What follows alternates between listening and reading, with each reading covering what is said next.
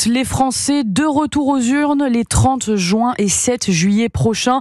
Séisme politique hier soir après la décision historique du président de la République de dissoudre l'Assemblée nationale et donc de convoquer des élections législatives anticipées.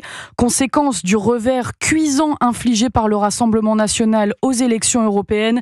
Jordan Bardella a 31,5% des voix, loin, très loin devant la candidate de la majorité, Valérie Ayé, deuxième avec 14,5% des suffrages. Sauf que la dissolution de l'Assemblée nationale est un outil à double tranchant pour un président en difficulté, Louis Dragnel.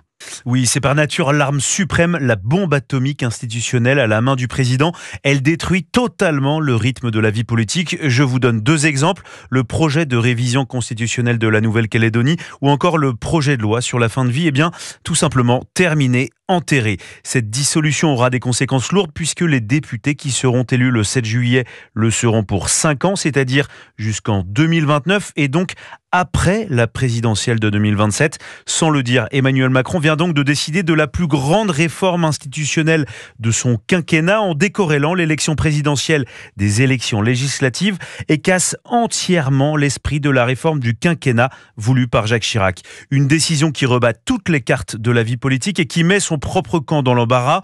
Désormais, Édouard Philippe ou encore François Bayrou devront négocier avec Emmanuel Macron pour avoir un maximum de députés au sein de la majorité dans la perspective de 2027, mais aussi après la présidentielle, un moment où peut-être les alliés d'aujourd'hui seront les ennemis de demain. Louis de Ragnel, chef du service politique d'Europe